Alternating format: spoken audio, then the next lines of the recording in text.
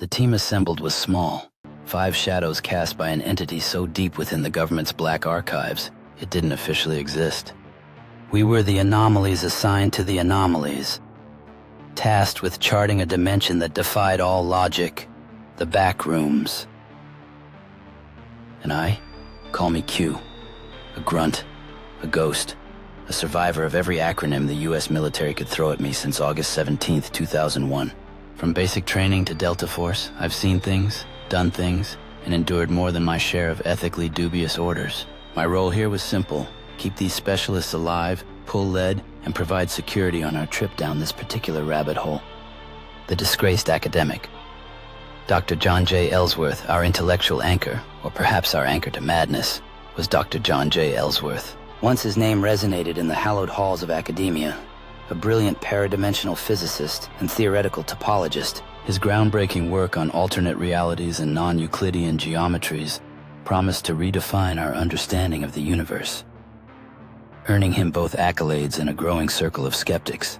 Then came the fall. It wasn't a gradual decline, but a spectacular implosion, fueled by unorthodox research methods, controversial theories, and a catastrophic experiment that, rumor had it, briefly grazed the very fabric of the Backrooms. They say he no-clipped, a whispered term for accidentally slipping between realities, and the experience left him haunted, his career obliterated. Ellsworth was our intellectual authority, armed with speculative theories on the Backrooms structure, its dangers, and its potential origins. He saw patterns where we saw chaos, and offered explanations when all we had was dread. His mind, though scarred, still processed information with an uncanny speed, able to formulate hypotheses about spatial anomalies or temporal distortions that would leave lesser men clutching their heads. His personal crusade, fueled by past failure and that fleeting, terrifying glimpse into the abyss, was a fierce internal drive for redemption and answers. He sought not just to understand the Backrooms, but to conquer the very concept that had broken him. But I worried. His disgraced past, and perhaps his own grip on sanity, hung heavy in the air, a potential fault line in our team's cohesion. Could we trust a man who had already sacrificed everything for a glimpse into the impossible? The child of a missing explorer, Emily Bradshaw. Her life had been shaped by an absence, a lingering shadow cast by her father's disappearance years ago. He was a man consumed by anomalous phenomena, whispered reports of the Backrooms, even before they had a name. He wasn't just a casual enthusiast, he was a meticulous, secret investigator, driven by a hidden understanding of the world's underlying strangeness. Emily's childhood was a quiet, relentless pursuit of his truth. She grew up sifting through his possessions, looking for clues, feeling the weight of his unfinished quest. The whispers said she'd unearthed fragmented notes, encrypted messages, cryptic warnings, breadcrumbs that eventually led the dark agency to her. Emily wasn't just on the team, she was the reason this team existed, a living connection to the mystery we were meant to unravel. Her personal stake in this nightmare ran deeper than any of ours. She brought to the table not just a relentless curiosity, but also an intuitive understanding of the unconventional, a keen eye for subtle details that most would dismiss. Every discolored wall, every distant hum in the Backrooms could be a clue, a breadcrumb echoing her father's lost journey. Her dedication was both her greatest strength and her most vulnerable point. The ex-cult member, Jacob Carroll. Jacob Carroll was, for lack of a better term, our ex-cult member. He'd been knee-deep in some fringe organization, worshipping entities they believed resided in other dimensions. Dimensions we now suspect were crude, terrifying interpretations of the Backrooms. His past wasn't just a biography, it was a scar tissue, a map of a mind that had embraced, then survived, an unfathomable darkness. God knows what they did to him, or what he did for them. He carried an unsettling, almost primal understanding of the Backrooms' deeper, more esoteric dangers, a sensitivity to its psychological and even spiritual pressures that none of us could truly comprehend. He might recognize a sigil etched into a wall or sense a change in the air that signaled something far more insidious than a structural anomaly. But with this dark knowledge came a cloud of questions about his true allegiances. Was he genuinely reformed, or did fragments of his past beliefs still linger, ready to resurface under pressure? He was a problem I hadn't asked for, but a problem I now had to manage. The architect of the impossible, Lance Richmond. The former architect urban planner with a spatial obsession. Before he became entwined with this shadowy agency, Richmond was brilliant, perhaps even obsessive. His specialty, non-Euclidean design, impossible spaces, and liminal architecture. His academic and professional work had, perhaps unwittingly, mimicked the very nature of the Backrooms. Drawing the agency's attention, he saw beauty in the paradoxical, logic in the illogical, and his designs often pushed the boundaries of what was structurally or perceptually possible. For Richmond, the Backrooms wasn't just a threat, it was the ultimate terrifying design challenge, a living, breathing testament to the impossible. He saw its horrors as a puzzle, a vast, complex blueprint to be deciphered.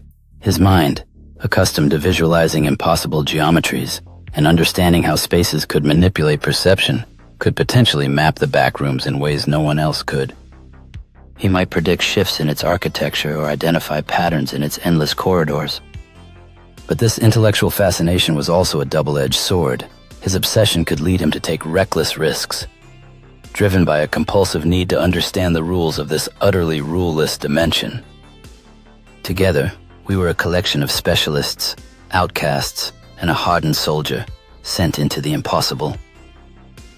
Our briefing was sparse, our mission unclear beyond explore and report, and the dangers were already pressing in before we even stepped through the threshold. The whispers said the Backrooms were endless, inescapable, and fundamentally hostile. And as Q, I knew one thing for certain. Whether we found answers or simply became more of its forgotten inhabitants, this mission would change us forever. The only question that remained was how much of ourselves we would lose in the process. Our insertion point was less a door and more a rip in reality. A shimmering, almost imperceptible distortion in an abandoned sub-basement beneath what looked like an unremarkable government records facility. The government lab technicians in their ominous white lab coats began inputting various keys into their control panels, then slowly raised their heads while giving a thumbs up in our direction. One spoke, "Good luck, Q." His words were laced with a tinge of guilt and worry. The air now began to thicken around it. Dr. Ellsworth, surprisingly calm for a man who'd faced academic ruin, ran a hand through the air, his fingers seeming to brush against the void. He muttered, localized topological anomalies and dimensional bleed-through, a detached tone in his voice that gave me pause. Emily, her jaw tight, clutched a worn leather-bound journal, her father's, I presumed, like a lifeline. Jacob stood silent, eyes wide, a flicker of something unsettlingly familiar in their depths, as he stared into the swirling nothingness. Lance, ever the analyst, tapped out measurements on a specialized scanner, with a look of awe and professional calculation on his face. A child in a candy store made of impossible dimensions. Remember the protocols. I needed to cut through the surreal atmosphere, ground us in reality, or what passed for it now. Maintain comms, stick to the grid, and if you see something, say something. No lone wolf heroics. My orders are final. My gaze swept over each of them, a silent challenge for their focus. I didn't wait for confirmation. My hand gripped the cold steel of my suppressed rifle. Every bit of my being screamed danger, but decades of training had taught me to override instinct with discipline, which sometimes didn't always go my way. We stepped through. Level 0. The transition was less a step and more a subtle shift, like the world had simply folded in on itself. One moment we were in a grimy concrete basement with its oppressive scent of mildew and stale air. The next, we were immersed in an endless expanse of sickly yellowed wallpaper, stained ceiling tiles, and the suffocating, omnipresent drone of a fluorescent hum that vibrated in your teeth. It was a noise that seemed to generate its own pressure, pressing in from all sides. Level 0, Ellsworth stated, already taking readings from a handheld device that glowed faintly. The lobby, as predicted. Minimal structural integrity variance. Pure non-Euclidean geometry as per my initial hypotheses, gentlemen. He pointed with a free hand, seemingly oblivious to the immediate, visceral wrongness of our surroundings. It's bigger than the schematics, his specialized scanner already struggling to keep up with the impossible scale. He tried to project a grid, his fingers flying across the holographic display, but the lines stretched and warped, refusing to conform to any known spatial logic. Every turn is a new corridor, but they don't link like they should. It's like walking inside an M.C. Escher drawing brought to terrifying life. He peered through his optical display, muttering about infinite regression and paradoxical junctions. Emily remained quiet, her head slowly turning as she scanned the endless yellow, her movements precise, almost methodical. I watched her, noting the slight tremor in her hands. This wasn't just a mission for her, it was a ghost hunt, deeply, terribly real and personal. Jacob, however, was different. His head tilted, listening, not to the omnipresent hum, but to something else, something beyond our auditory range, something that seemed to emanate from the very fabric of the yellow walls. We hadn't been in here 5 minutes, and already the cultist was sensing things, confirming every bad feeling I had. We moved, a tight formation, my rifle sweeping the seemingly empty corridors. The air was stale, thick with an odor I couldn't quite place. Old dust, and a faint, cloying sweetness that made the hairs on my neck stand up. Every hallway we passed was identical, plain, and hinting at nothing beyond. Yet, the sense of being watched was palpable, an almost physical pressure against the back of my skull. Our journey through the initial levels of the Backrooms blurred into a nightmare montage. Level 0's oppressive yellow halls eventually gave way to a chilling sense of familiarity, then unsettling strangeness. Level 1 was a perpetual nighttime town. The omnipresent hum was replaced by the nostalgic wail of eerie, old-time music that seemed to drift from nowhere.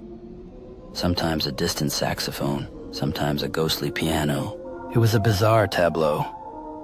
A flashing neon sign for a bowling alley randomly stood next to a towering Gothic church, its spires piercing the manufactured gloom. Rows of identical darkened storefronts stretched into the dimness, their windows reflecting a faint ambient glow. There were no cars, no people, just the unsettling architecture and the music. Lance found himself strangely drawn to the layouts, muttering about intentional disorientation and psychological triggers in the town's design. From there, we stumbled into Level 2, the abandoned utility halls, a labyrinth of concrete corridors, exposed pipes, and dim emergency lights.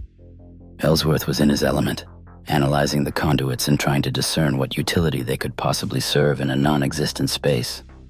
As of yet, we had encountered no hostiles. Level 3 was an electrical station, humming with unseen power, its massive generators silent and cold, yet radiating an immense, unsettling energy. Sparks occasionally jumped across disconnected wires. Jacob was particularly on edge here, muttering about energy conduits for something hungry. Level 4 brought us to the mundane horror of abandoned offices. Cubicles stretched into infinity, desks coated in dust, ancient computer monitors glowing with faint static images. It was a monument to bureaucracy and forgotten lives.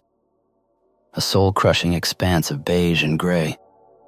Emily found herself scrutinizing the stacks of paper, hoping to find a hidden clue, a lost document from her father. Then, as we made our way through yet another nondescript door, we were what we believed to be Level 5, a 1920s-style hotel. Ornate, gilded, yet utterly silent and devoid of life. Grand ballrooms lay empty, velvet curtains draped over windows that showed only more hotel. We set up camp in the lobby, refueling and taking shifts, getting rest. We eventually made our way to Level 6, which was perhaps the most unsettling as of yet. Suburbs, all enclosed with a vast, false ceiling, mimicking the sky. Identical houses, perfectly manicured but lifeless lawns, and silent streets. The illusion of a normal day was chilling, broken only by the lack of sun, the unchanging light, and the profound stillness, still no signs of life. After an unspecified amount of time had elapsed, we found entry into Level 7. Higher-ups named Rochester Blues. It was a dreary, snow-swept expanse consumed by perpetual night. The occasional snow flurries did little to help our visibility in the darkness. An ever-expanding set of spaced-out homes, backyards, and roads lay coated in snow. An endless winter in a forgotten dimension. The biting cold seeped into our gear, and the lack of a true horizon was disorienting. "This is remarkably specific," Ellsworth noted, rubbing his gloved hands together. "The cold is genuine, not perceived, and the snowfall patterns defy atmospheric pressure." "Looks like my hometown," I muttered, a strange knot forming in my stomach. The snow, the darkness, the familiar architecture of the houses, it was all too close to home.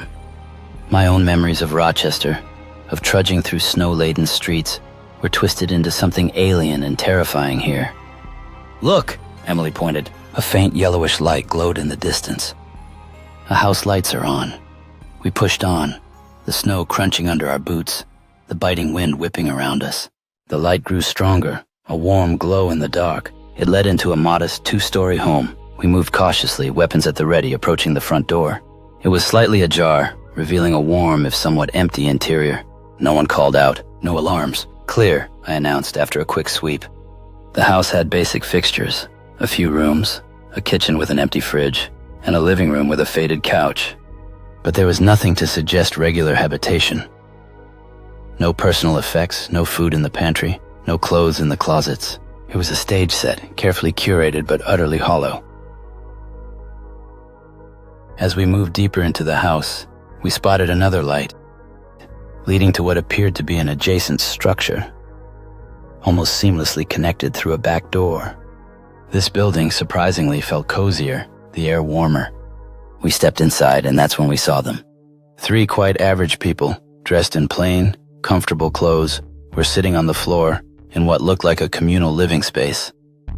Cross-legged, facing a wall where a small, battery-operated radio hummed faintly. They were pale, their eyes wide, but not with fear. They looked up at us, not with surprise, but with a quiet understanding, almost relief. "You made it." One of them, a woman with tired eyes and a long braid, said softly. Her voice was raspy as if from disuse. "We heard you coming. Not many new ones arrive here anymore." Another, a man with a wispy beard, gestured vaguely around the desolate level. "We're not the only ones who inhabit these homes on this level. We're just a small group. There are larger communities, further out." He pointed vaguely into the snowy darkness, a direction that seemed to stretch into infinity. "Communities?" Lance echoed, lowering his scanner slightly. "Like people living here? How long have you been here?" The third person, a younger man, shrugged. "Long enough. The supplies appear, disappear. You learn the rules, you adapt. Sometimes you find the caches." He gestured towards a small pile of wrapped protein bars and bottled almond water in the corner. "They're all over the level random crates, buried in the snow, sometimes in other derelict homes."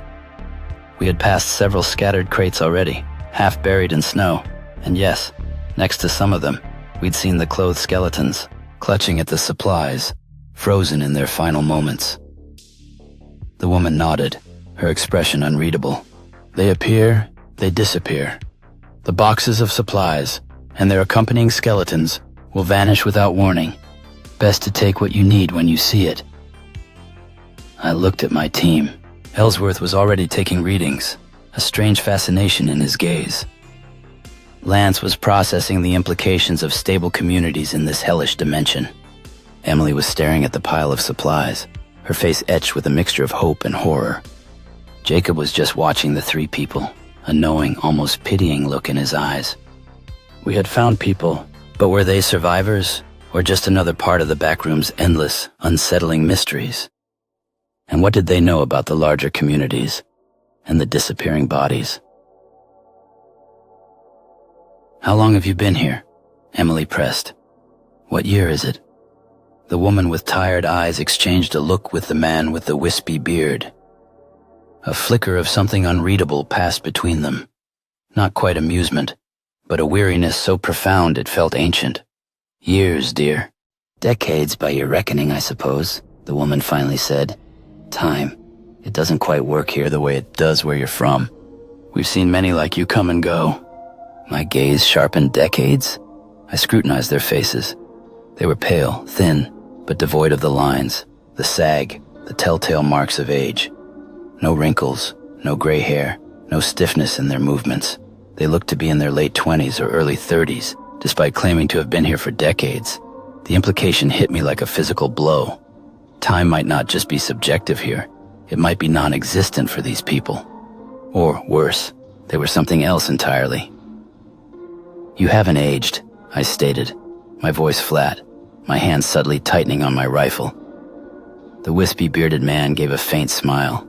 A small mercy, perhaps. This place takes many things, but not, it seems, our youth, or our ability to forget the passage of time. It's a kind of stasis. We simply exist. Jacob stepped forward, his voice a low rumble. A gift, or a curse, depending on what you're waiting for. The conversation continued, but every word from the inhabitants of Level 7 just deepened the mystery. They spoke of the larger communities, as if they were established towns, of learning to sense the shifting caches of supplies, and of avoiding the others, vague, unsettling entities they wouldn't describe beyond hinting at their hunger. They offered no maps, only directions into the endless snowy night, claiming we'd find them when we were ready. They showed no desire to leave, no curiosity about our world. They were simply there like fixtures.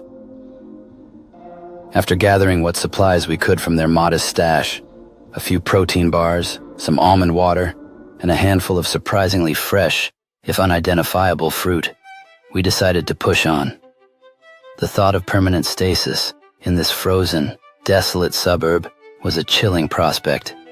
We needed to keep moving, keep mapping, keep searching for an exit, or at least some semblance of an exit. We left the strange, ageless inhabitants behind, the soft glow of their home shrinking into the blizzard until it vanished entirely. The snow continued to fall, coating the landscape in a fresh layer of disorienting white. We trudged through the endless, snowy suburban sprawl of Level 7 for what felt like days, battling the numbing cold and the profound isolation. Thus far, the team had held up to the grueling ruck as we delved deep in looking for our next level. My eyes couldn't help but notice the homes and streets repeating only with minor variation, a chilling mockery of domesticity. Then, without warning, the environment shifted. The biting cold was replaced by stale, warm air, and the snowy landscape faded into something entirely different.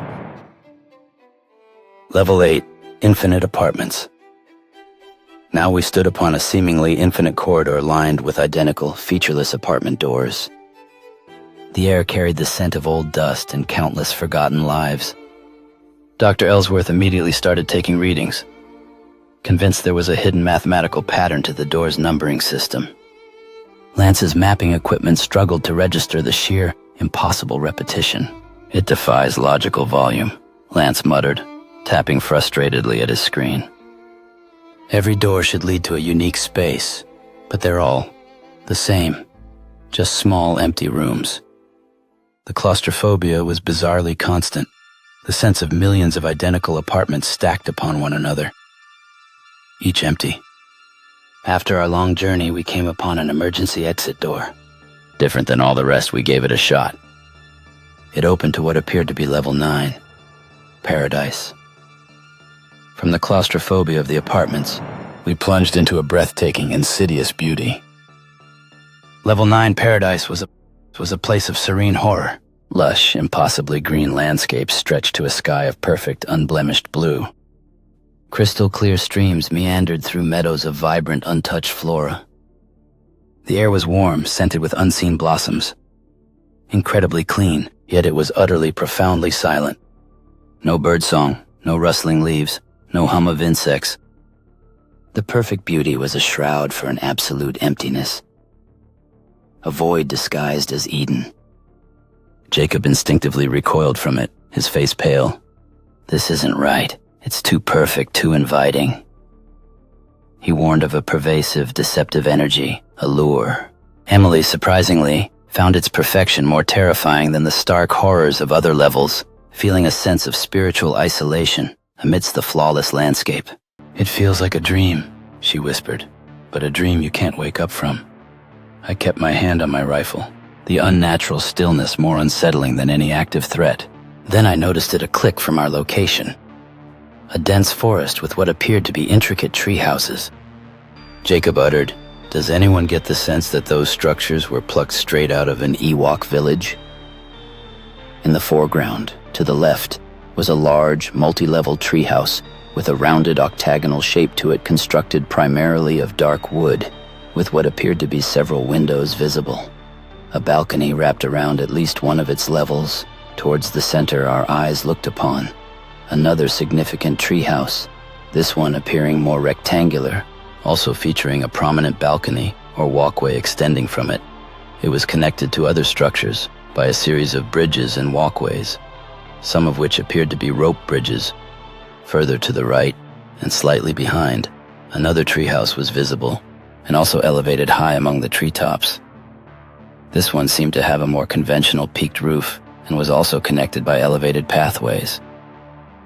Below it, a spiral staircase descended, hinting at intricate access points throughout the complex.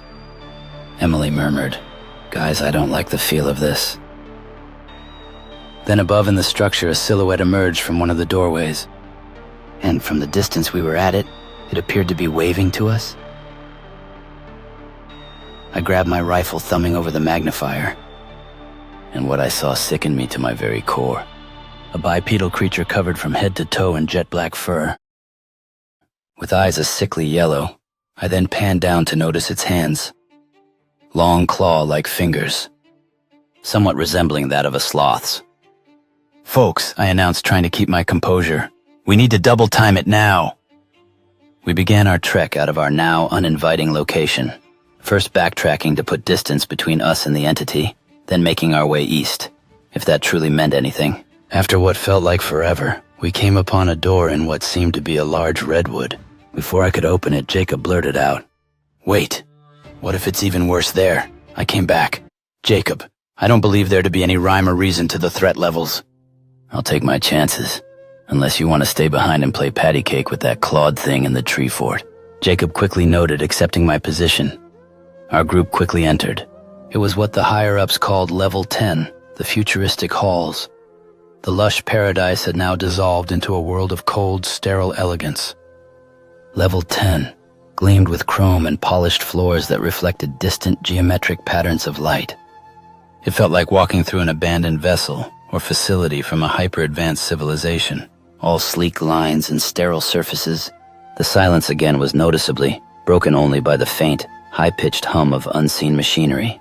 Lance was captivated by the impossible engineering, trying to reverse engineer in his mind the power source from the glowing conduits, while Ellsworth tried to decipher the alien symbols on control panels that yielded no response. It was a monument to a future that never was, its purpose lost to an eternity of silence.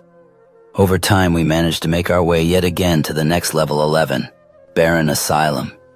A sudden violent shift, and the sterile chrome gave way to the gritty, oppressive reality of level 11, Barren Asylum. Stained concrete, rusty bars, and the lingering, metallic scent of disinfectant and despair filled the air. Endless empty cells, padded rooms, and a profound echoing silence that carried the faint, imagined haunts of past torment. It was a sick node to suffering, its very walls seeming to absorb and radiate the anguish of untold inhabitants. I found myself checking behind us more frequently. An overwhelming sense of being watched from the empty cells kept on me. Jacob looked particularly haunted, his face grim. "They tried to break something here," he muttered, "and they succeeded. From the asylum's oppressive confinement, we emerged onto a vast, sprawling deck, mimicking an aircraft carrier in level 12, the carrier.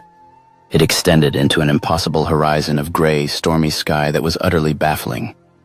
The wind howled with an unnatural force, a constant, mournful wail, and the deck was littered with phantom outlines of aircraft that seemed to shimmer and fade like heat hazes. The metallic groans of the unseen ship were constant, a mournful symphony of a leviathan adrift in nothingness, its purpose forgotten. The sheer scale was disorienting, the relentless wind exhausting. After what felt like an eternity in the wind, we made pay dirt, finding an unlocked hatch, which led to level 13, Memories. It was the most psychologically taxing as of yet. The environment constantly shifted, reflecting places from our own pasts, pulling at our deepest insecurities. For me, it was a blurred montage of military bases, combat zones, and my childhood home in Rochester, each fading into the next, tinged with a profound sense of loss. For Emily, it was her father's study, filled with his books and the echo of his absent presence. For Ellsworth, an abandoned laboratory, a scene of a catastrophic experiment. Jacob warned us it was designed to exploit our deepest fears and regrets, to drown us in our own minds. Navigating it required intense focus, calling out familiar landmarks that would vanish a moment later, clinging to the shared reality of our team to keep from getting lost in our own heads. We eventually made our way out and into level 14. We emerged from our fragmented memories into level 14. Crawl space, a low-ceilinged, claustrophobic nightmare of pipes, dusty insulation, and an oppressive feeling of being watched from the darkness. Every scrape, every distant creak, amplified by the closeness, making the simple act of breathing feel like a monumental effort. We had to move on our hands and knees for what felt like miles, the air growing stale and heavy, only to re-emerge in level 15 warehouse. With the crawl space suddenly opening into level 15, a vast, seemingly infinite expanse of towering shelves filled with an unsettling array of mundane objects, office supplies, generic boxes, forgotten toys, all coated in a thick layer of dust. The scale was overwhelming, the sheer volume of forgotten things a monument to a world that never truly existed, a collection of cast-off ideas and defunct purposes. Level 21, numbered doors. Similar to the apartments, but even more unsettling, Level 21 presented us with each door simply emblazoned with a sequential number, stretching into an endless series. We tried every 100th door, but each led to a small empty room, indistinguishable from the last. Ellsworth found no pattern, no logic, only an infinite, baffling progression of nothingness, a maddening repetition. Beyond the walls in certain sectors of this level, our group began to hear what seemingly was muffled conversation. Jacob made mention that this anomaly may be due in part due to the thinning of the veil between dimensions. Next up on now what was becoming an odyssey was another level. Leave it to the higher-ups to name it. Free parking, a multi-story parking garage, equally endless, its concrete pillars stretching into darkness, its vast empty spaces echoing with the phantom hum of long-gone vehicles.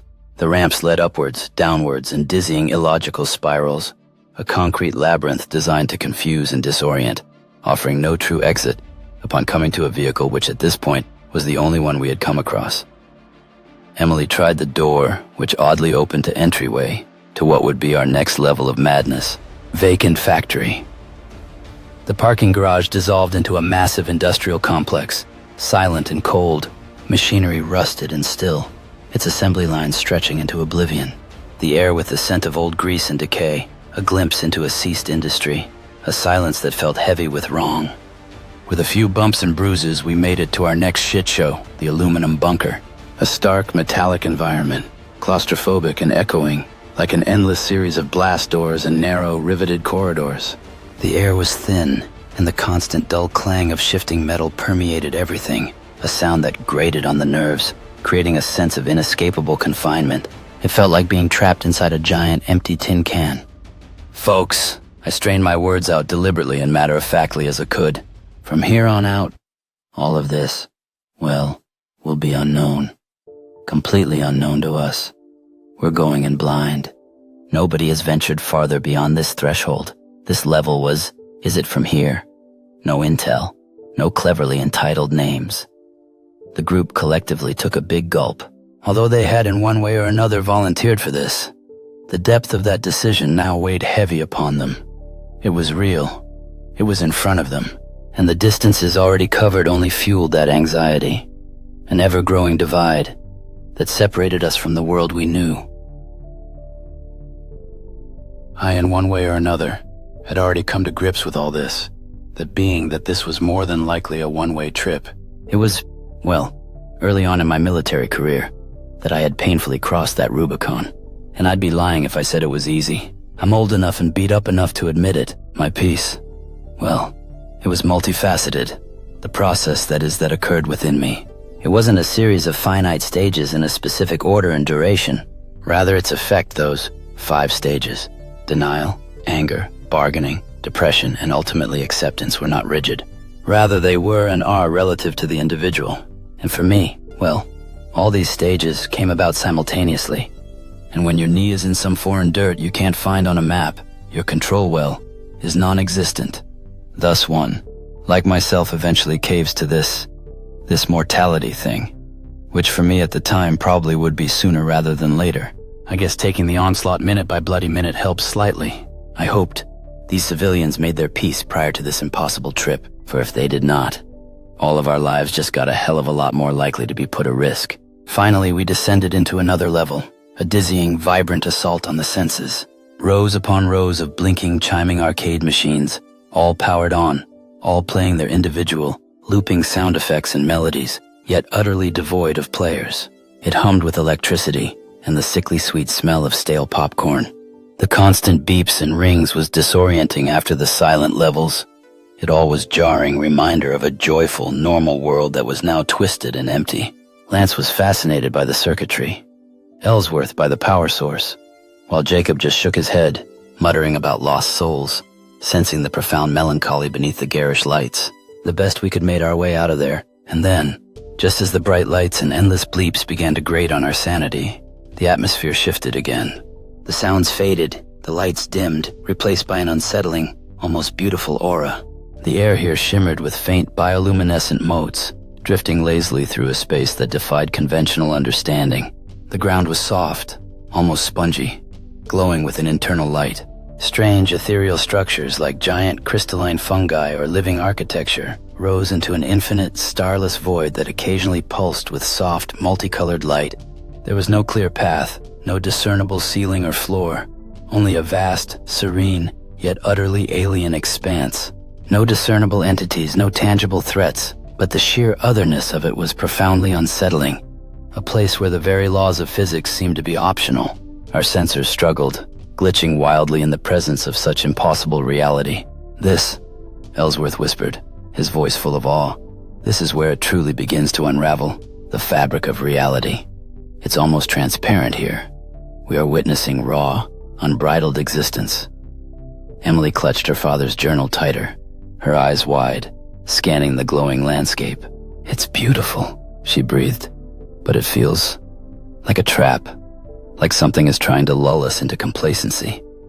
Jacob just stood there, completely still, his head tilted slightly, as if listening to a silent chorus in the shimmering air. His face was unreadable, but I could feel the tension emanating from him.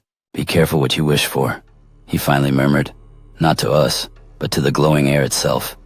Sometimes, the most beautiful places are the ones that want to keep you forever. We had journeyed through roughly 26 levels, each one a different manifestation of distorted reality, each leaving its mark. We had found people who didn't age and faced psychological terrors more profound than any physical monster. And now, we were in a place that didn't just bend reality, but seemed to exist beyond it entirely, promising either profound discovery or eternal stasis. The air with a strange, compelling energy, urging us deeper, yet whispering of an ultimate, irreversible stillness. Do we press on, deeper into the otherworldly level, driven by our mission and the desperate hope of finding a true exit? Or does something in this strange, beautiful place give us pause, whispering of dangers far greater than any physical entity? We were at an impasse, where no road quickly led us home. Only two options remained. The two that, well, always remained. Turn back or venture forth.